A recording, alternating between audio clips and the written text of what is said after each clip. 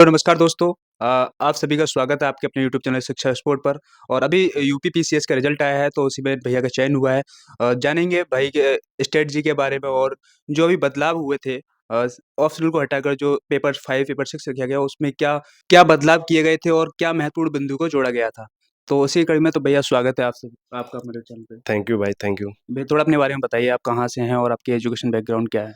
मेरा नाम विवेक कुमार है, मैं अम्बेडकर नगर का रहने वाला हूँ और मेरा एजुकेशन बैकग्राउंड मैंने बीटेक किया है, फिर मैंने एलएलबी डीयू से किया 2022 में।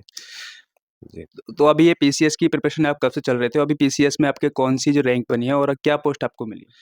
मैं पीसीएस में 4 मेंस दिया और ये मेरा पहला इंटरव्यू था और मेरी इसमें 19 रैंक थी सब रजिस्ट्रार पोस्ट के लिए। ओके। तो आप जैसे ही रिजल्ट आया था रात, तो जैसे हम लोग वहाँ पे मिले थे वर्तमान में, तो फैमिली का, फ्रेंड सर्कल का क्या रिएक्शन था? बहुत अच्छा था, आज तो बहुत ही अच्छा लग रहा था। कल की रात में पूरा रात भर नींद नहीं आई, सब फ़ोन ही किए जा रहे थे और पूरा नेहरू विहार, गांधी विहार सब जश्न मनाया साथ में, तो बहुत अच्छा लगा। बाकी अगर घर से मम्मी-पापा की कॉल आई होगी, उनका क्या रिएक्शन था, भाई वगैरह का? घर पे तो बहुत ही ज़्यादा खुशी थी और घर पे खासकर डीजे-वीजे मंगा के पूरी रात भर सब डांस-वांस किए, क्या बात जश्न है। मनाए। तो ये आपका बात करें इसकी पीसीएस की स्ट्रगल की, तो ये आपकी कब से चल रही है? कितने साल से ये आप इसकी प्रिपरेशन कर रहे हैं? मेरी स्ट्रगल तो बहुत लंबी रही है हुँ, और मैं लगभग 2013 में मैंने बीटेक कंप्लीट किया, तो उसके ओके। बाद सिविल सर्विस में लग गया। लेकिन 17 16, 17, 18 मेंस दिया, हुआ नहीं मेरा। फिर मैं डीयू में एडमिशन लिया एलएलबी के लिए। ओके, फिर वहीं से मैं एलएलबी किया, उसके बाद फिर मैं एक बार कहा कि जी जान से लगता आप हूँ फिर ट्राई और करते हैं। फाइनली 2023 में मेरा सिलेक्शन हो गया। ओके भाई, बहुत-बहुत बधाई। अब बात करें यहाँ पर जो यूपी पीसीएस की आपकी जो स्ट्रेटजी थी वो किस तरीके से थी? क्योंकि इस समय पैटर्न चेंज होता जा रहा है प्रीलिम्स को भी लेकर। जी, यूपीपीसीएस में खासकर फैक्चुअल बेस पहले क्वेश्चन आते थे, लेकिन अब थोड़ा-सा यूपीएससी फॉलो कर रहा है।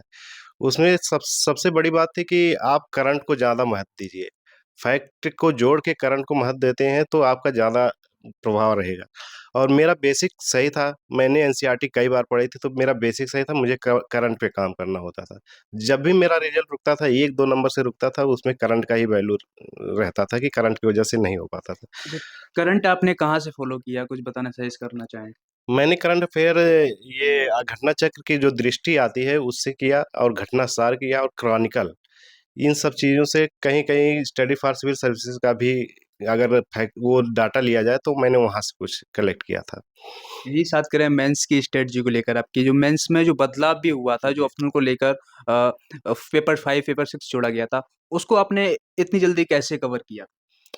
एक्चुअली मेरा पीसीएस यूपी का स्पेशल जो था हुँ, उसमें मेरी पकड़ ज़्यादा अच्छी थी। ओके।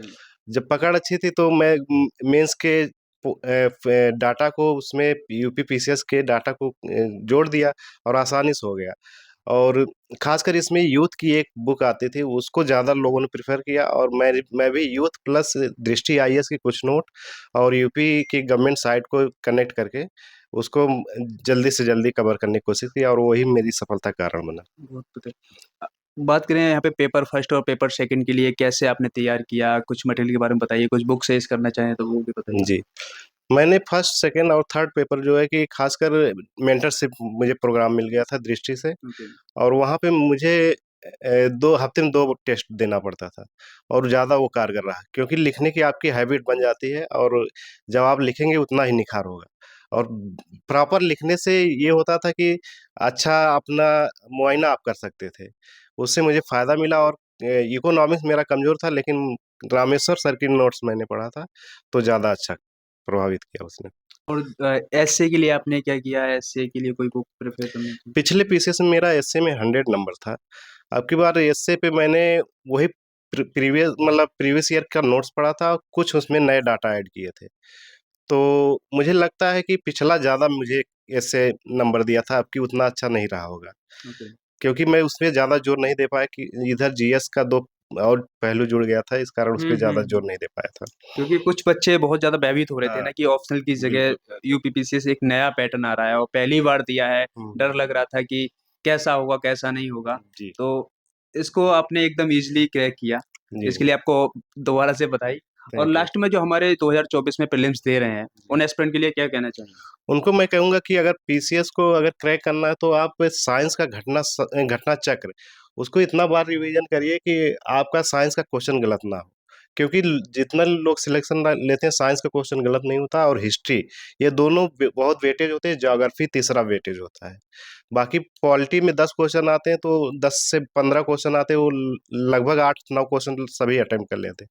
लेकिन इन तीन चीज को ज्यादा फोकस करके अगर करंट को आप 35 क्वेश्चन अगर आ रहे हैं, उसमें 30 क्वेश्चन आप मैनेज कर ले गए तो आपका सिलेक्शन कोई रोक नहीं पाएगा। Okay okay sir, thank you so much, आपने अपना कीमती टाइम दिया। जी, थैंक यू।